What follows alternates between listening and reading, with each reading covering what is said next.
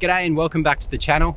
Today I'll be installing some cheap and easy to install parts on the VB WRX platform to see whether or not they are a performance increase or just a drivability increase.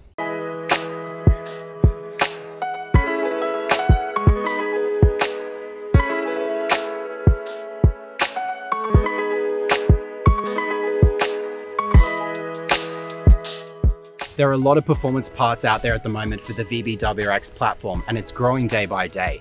There's the access port tunes, there's the intake, exhaust, charge pipes, intercooler pipes, and the list goes on. But for those who are just starting out with the platform, are there some simple and cheap mods that you can do to increase the drivability of the car that may even squeeze out a little bit of performance?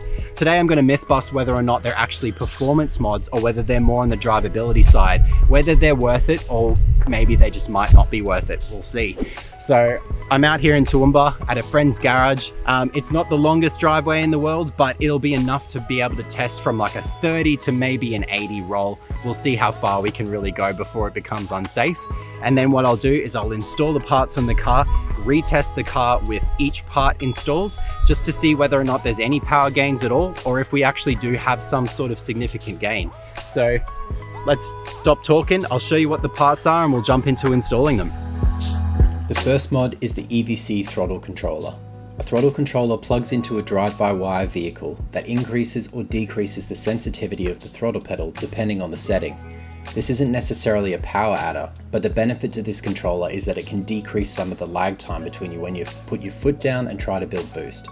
Today, I'll be testing if this increased throttle sensitivity also helps with performance. Additionally, I have the GFB Diverter valve. A diverter valve is an electronically controlled valve to release boost pressure in place of the previously used pneumatic blow-off valve. The factory electronic valve is either open or shut, whereas this GFB diverter valve and its piston design ensures a pneumatic style venting with faster boost recovery on gear shift. So now that we've had a bit of a look at the mods, we're going to get a baseline of the car as it is now without any of the parts installed, and then we'll move on to installing them. So let's get it.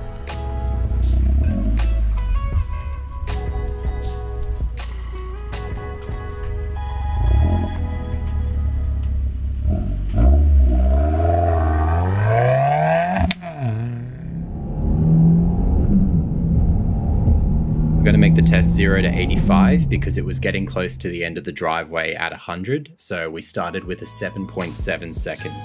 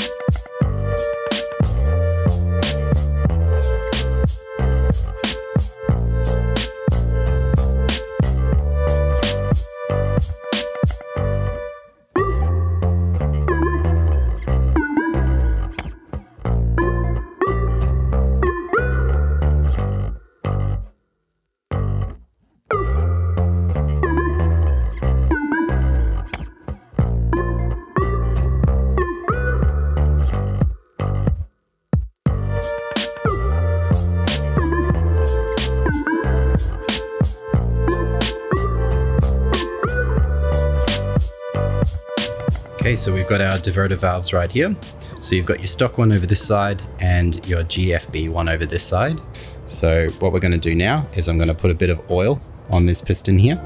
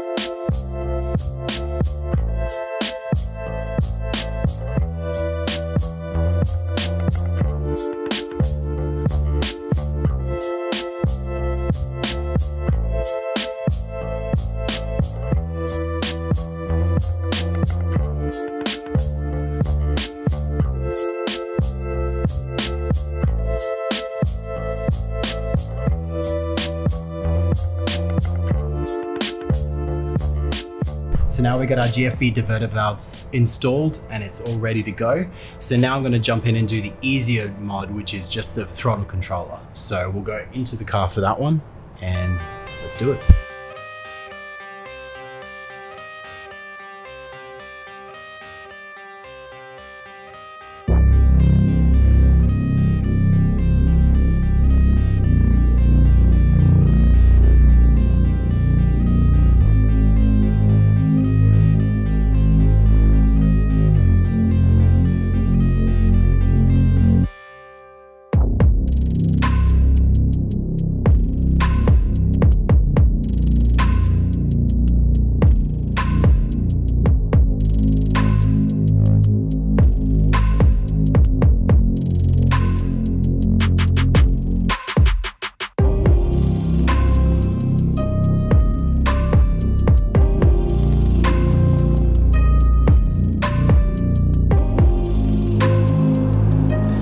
So we have different settings. We've got economy, we've got ultimate, which is like the fastest. Then we've got adaptive, which is just sort of whether or not you're going fast or slow, it'll adapt to what you're doing. So that's usually what I leave it on. I've had this in a few cars before and it's pretty good.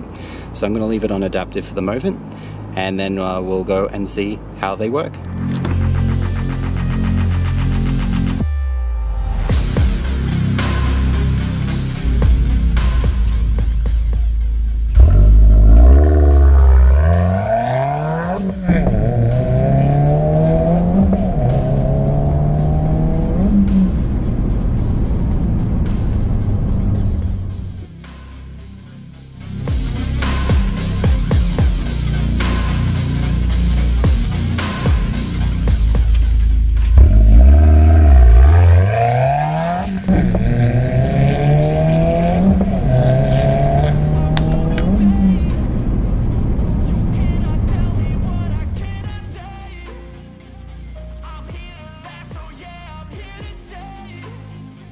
So there you have it, 7.7 seconds from standard, then 6.7 seconds with the GFB diverter valve installed, and then 5.8 seconds with the GFB diverter valve and the throttle controller installed. So you can see it's already a great advantage for just a small amount of money. And I found that with the drivability is just really increased with the car.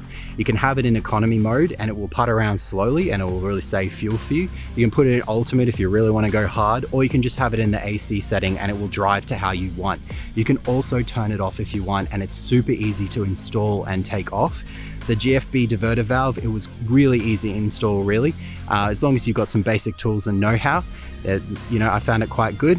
And it seems to have already put performance into the car from standard. So hope you really enjoyed the episode. Let me know if you liked it. Comment on the video if you have any more ideas for anything you'd like me to have a look at.